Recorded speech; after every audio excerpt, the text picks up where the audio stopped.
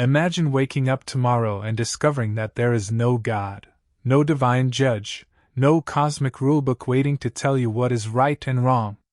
Would you still help a stranger who is drowning? Would you still believe that torturing an innocent person is wrong? Or would morality suddenly become nothing more than personal preference? This question sounds simple, but it opens a much darker problem. If God is the foundation of morality, what happens to morality when someone stops believing in God? But if morality does not need God, then where did it come from? Who wrote the rules? And why should any of us obey them when doing the wrong thing might be easier, safer, or more profitable? For centuries, humans have connected morality with something higher than themselves. Gods, sacred texts, divine commands, cosmic laws, ideas of heaven and punishment, all have been used to explain why some actions should be considered good and others evil. The idea is powerful because it seems to solve a frightening problem. If morality comes from God, then morality is not merely your opinion or mine. It becomes an objective command. Stealing is wrong because God says it is wrong. Murder is wrong because God forbids it. Compassion is good because God commands it. On the surface, this gives morality a firm foundation. But then we run into a philosophical trap. Is something good because God commands it?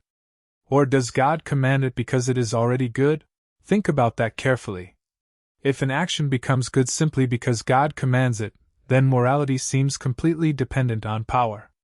In that case, if the command changed, morality would change with it. But that feels strange.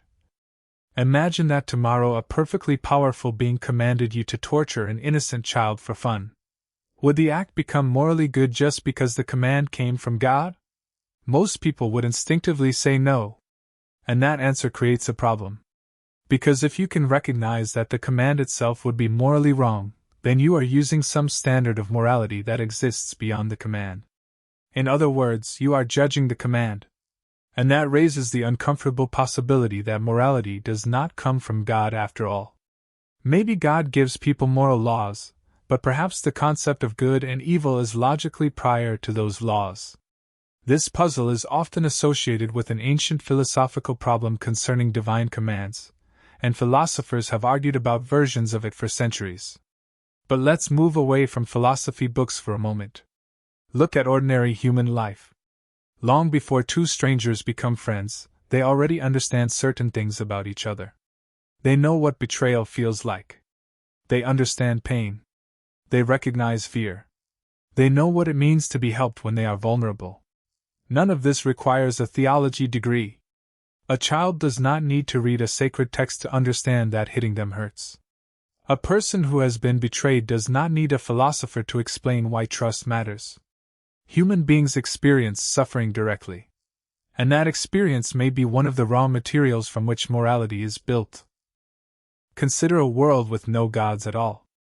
In that world, people could still become injured, frightened, lonely, hungry, betrayed, and killed. Their suffering would not magically become meaningless because the universe stopped issuing commandments. Pain would still hurt. Trust would still matter. Cooperation would still have consequences. And human beings would still have to decide how they treat one another. In fact, morality may begin with a brutally simple discovery: other people are conscious too. They experience the world from the inside, just as you do. They can suffer. They can hope. They can lose people they love. They can be terrified. Once you understand that, the question changes. Instead of asking, "What does God want me to do?" you can ask, "What kind of world do my actions create for conscious beings like me?" That question does not automatically produce perfect morality. But it gives us somewhere to start. Think about a game. The rules of chess are invented. There is nothing in the laws of physics that says a bishop must move diagonally. Yet once humans decide to play chess, the rules matter.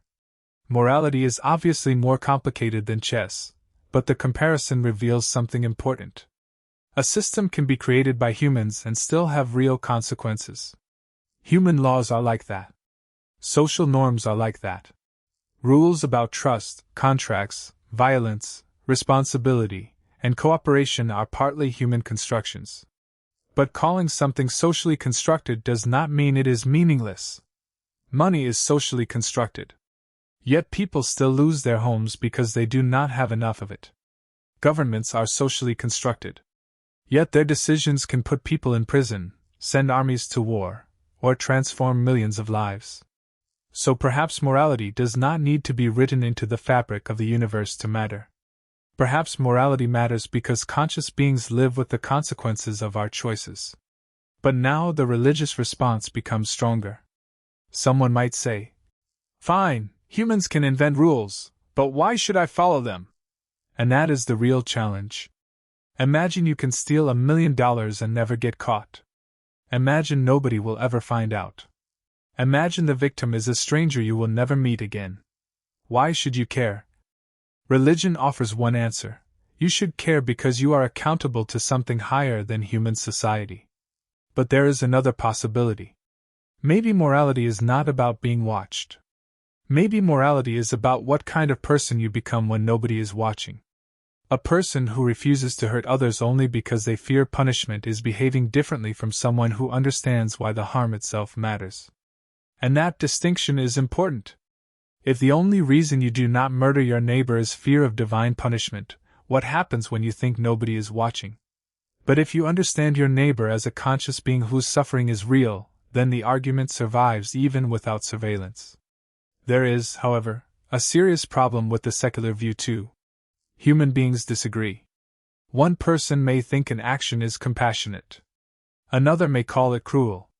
One culture may celebrate something another culture condemns. And some people sincerely believe terrible things are justified. So where does an objective standard come from? Science does not simply scan the universe and discover a moral command saying, "Be kind." Evolution can help explain why humans develop tendencies toward cooperation, empathy, loyalty, punishment, and group protection, but explaining why a behavior evolved is not automatically the same as proving that the behavior is morally right. After all, nature contains cooperation and cruelty. Survival does not care about our moral vocabulary. So evolution may explain why we have moral instincts without completely answering what we ought to do with them. And this is where morality becomes genuinely difficult. Maybe there is no magical sentence written somewhere in the sky that settles every moral disagreement. Maybe morality is something human beings have to reason about together. We compare consequences. We examine intentions. We think about fairness. We consider suffering. We challenge our biases. We listen to people affected by our decisions. And sometimes we discover that our moral certainty was built on nothing more than habit. This is one reason morality can be uncomfortable without God. There is no final authority to hand us an answer whenever the situation becomes complicated. We have to do the difficult work ourselves. But there is an uncomfortable question on the other side too. What if belief in God does not automatically make someone moral? History gives us plenty of reasons to be cautious about that assumption. Human beings have committed acts of extraordinary kindness in the name of religion. Human beings have also committed acts of extraordinary cruelty in the name of religion. The same pattern appears in politics, nationalism, ideology, and even supposedly secular movements. The problem may not be religion itself. The deeper problem may be what happens whenever humans become completely certain that their cause is unquestionably righteous. Once people believe they possess absolute moral truth, disagreement can start to look like evil. And once disagreement becomes evil, almost anything can be justified in the name of defeating it. Suddenly, the question is no longer only whether morality requires God. The question becomes whether human beings can handle moral certainty without turning it into a weapon.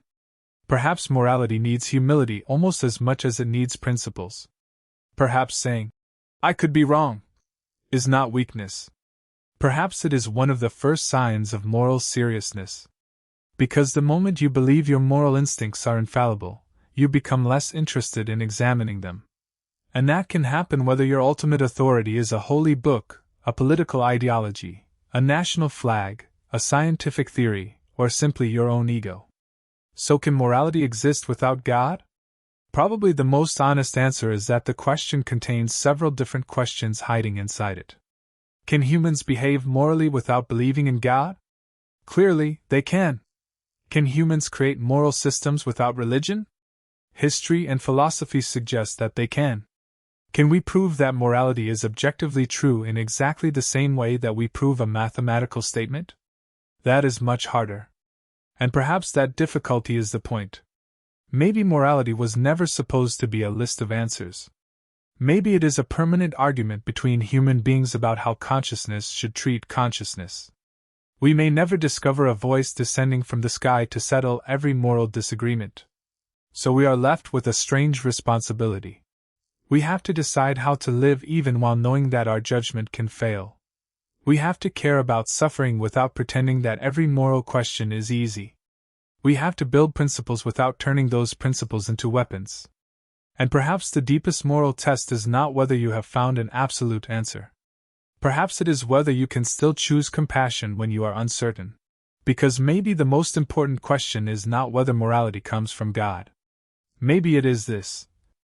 If nobody were watching, nobody could punish you, and nobody would ever know what you did, what kind of person would you choose to be?